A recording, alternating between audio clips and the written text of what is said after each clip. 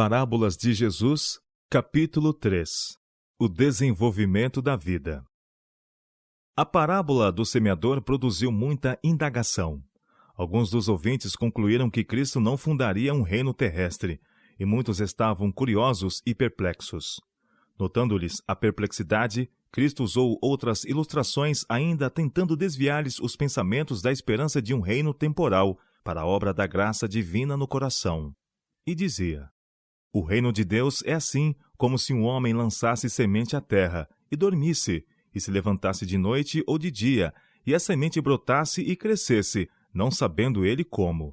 Porque a terra por si mesmo frutifica, primeiro a erva, depois a espiga, e por último o grão cheio na espiga. E quando já o fruto se mostra, mete-lhe logo a foice, porque está chegada a ceifa.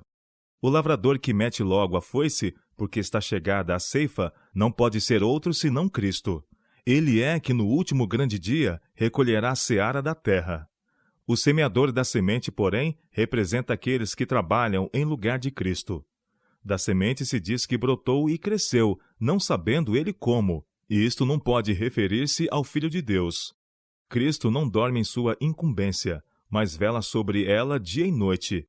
Não ignora como a semente germina. A parábola da semente revela que Deus opera na natureza. A semente encerra um princípio germinativo, princípio que Deus mesmo implantou. Porém, abandonada a si própria, a semente não teria a faculdade de germinar. O homem tem sua parte em favorecer o crescimento do grão. Precisa preparar e adubar o solo e lançar a semente. Precisa lavrar o campo, mas há um ponto além do qual nada pode fazer. Nenhuma força ou sabedoria humana pode extrair da semente a planta viva. Ainda que o homem empregue seus esforços até o limite extremo, precisará, entretanto, depender daquele que ligou o semear e o colher pelos maravilhosos elos de sua própria onipotência. Há vida na semente e força no solo, mas se o poder infinito não for exercido dia e noite, a semente não produzirá colheita. A chuva precisa ser enviada para umedecer os campos sedentos. O sol precisa comunicar calor, e a eletricidade precisa ser conduzida à semente enterrada. A vida que o Criador implantou, somente Ele pode despertar. Toda semente germina e toda planta se desenvolve pelo poder de Deus. Porque como a terra produz os seus renovos, e como o horto faz brotar o que nele se semeia, assim o Senhor Jeová fará brotar a justiça e o louvor. Isaías capítulo 61, verso 11. Como no semear natural, assim é no espiritual. O professor da verdade deve procurar preparar o solo do coração. Precisa lançar a semente, mas a força que somente pode produzir vida vem de Deus. Há um limite além do qual os esforços humanos são em vão. Embora devamos pregar a palavra, não podemos comunicar o poder que vivificará a alma e fará brotar justiça e louvor. Na pregação da palavra, precisa haver a operação de um agente que supera as forças humanas. Somente pelo Espírito Divino será a palavra viva e poderosa para renovar a alma para a vida eterna. Isto é o que Cristo buscava incutir em seus discípulos. Ensinava que nada que possuíam em si mesmos podia dar êxito a seus labores, mas o miraculoso poder de Deus é que torna eficaz sua palavra. A obra do semeador é uma obra de fé. Poderá ele não compreender o mistério da germinação e do crescimento da semente. Todavia, tem confiança nos instrumentos pelos quais Deus faz a vegetação florescer. Lançando a semente à terra, desperdiça aparentemente o precioso cereal, que podia fornecer pão para sua família, mas somente renuncia a um bem presente, em troca de uma devolução maior. Espalha a semente, esperando recolhê-la multiplicada numa colheita abundante. Assim deve agir os servos de Cristo, aguardando a colheita da semente lançada à terra. A boa semente pode por algum tempo jazer despercebida no coração frio, egoísta e mundano, sem dar demonstração de haver se enraizado. Porém, mais tarde, tocando o Espírito de Deus à alma, a semente oculta brota e finalmente produz frutos para a glória de Deus. Não sabemos durante toda a vida qual prosperará, se esta ou aquela. Isso não é de nossa alçada. Façamos nosso trabalho e deixamos os resultados com Deus. Pela manhã, semeia a tua semente, e à tarde não retires a tua mão. Eclesiastes capítulo 11, verso 6. O grande concerto de Deus declara: enquanto a terra durar, sementeira e cega não cessarão. Gênesis capítulo 8, verso 22. Confiante nesta promessa, o lavrador ara e semeia. Com não menos confiança devemos labutar na sementeira espiritual, confiantes em sua declaração. Assim será a palavra que sair da minha boca. Ela não voltará para mim vazia, antes fará o que me apraz e prosperará naquilo para que a enviei. Aquele que leva a preciosa semente, andando e chorando, voltará sem dúvida com alegria, trazendo consigo os seus molhos. Isaías capítulo 55, verso 11, e Salmo capítulo 126, verso 6. A germinação da semente representa o início da vida espiritual, e o desenvolvimento da planta é uma bela figura do crescimento cristão. Como ocorre na natureza, assim é na graça. Não pode haver vida sem crescimento. A planta precisa crescer ou morrer. Como seu crescimento é silencioso e imperceptível, mas constante, assim é o desenvolvimento da vida cristã. Nossa vida pode ser perfeita em cada fase de desenvolvimento. Contudo, haverá progresso contínuo se o propósito de Deus se cumprir em nós. A santificação é obra de toda uma vida. Multiplicando-se as oportunidades, ampliar-se-á nossa experiência e crescerá nosso conhecimento.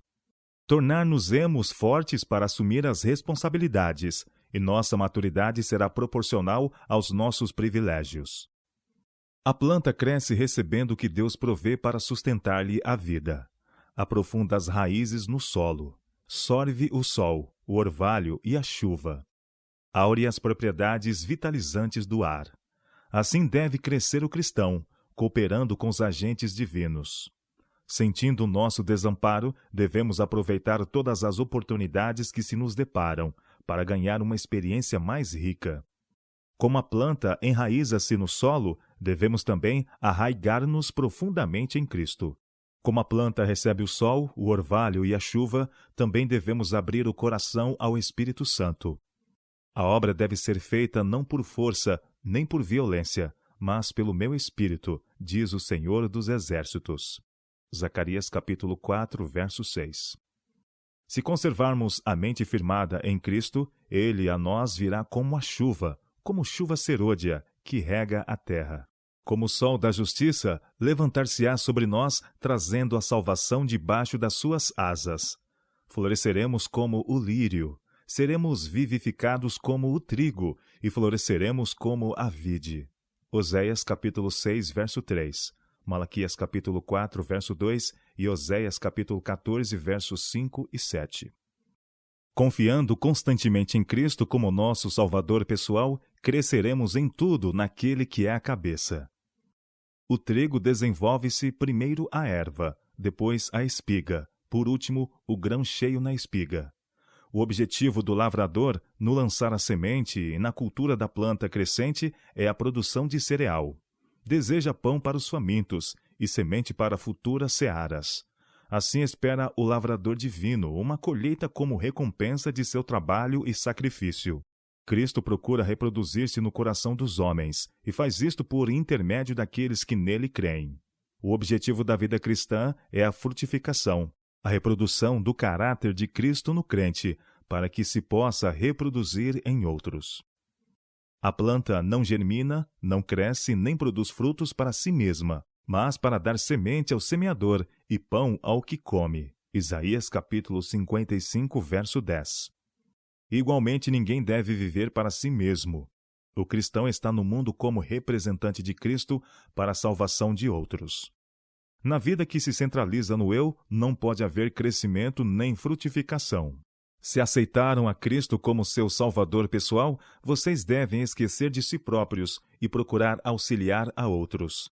Falem do amor de Cristo. Contem de sua bondade. Cumpram todo o dever que se lhes apresenta.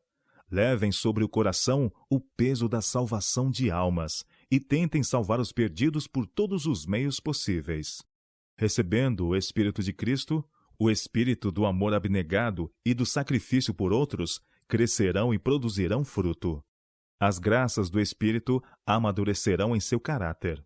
Sua fé aumentará, suas convicções aprofundar-se-ão, seu amor será mais perfeito. Mais e mais refletirão a semelhança de Cristo em tudo que é puro, nobre e amável. O fruto do Espírito é caridade, gozo, paz, longanimidade, benignidade, bondade, fé, mansidão, temperança. Gálatas capítulo 5, versos 22 e 23. Este fruto jamais perecerá, antes produzirá uma colheita de sua espécie para a vida eterna. Quando já o fruto se mostra, mete-lhe logo a foice, porque está chegada a ceifa. Cristo aguarda com fremente desejo a manifestação de si mesmo em sua igreja. Quando o caráter de Cristo se reproduzir perfeitamente em seu povo, então virá para reclamá-los como seus. Todo cristão tem o privilégio não só de esperar a vinda de nosso Senhor Jesus Cristo, como também de apressá-la. Se todos os que professam o seu nome produzissem fruto para a sua glória, quão depressa não estaria o mundo todo semeado com a semente do Evangelho?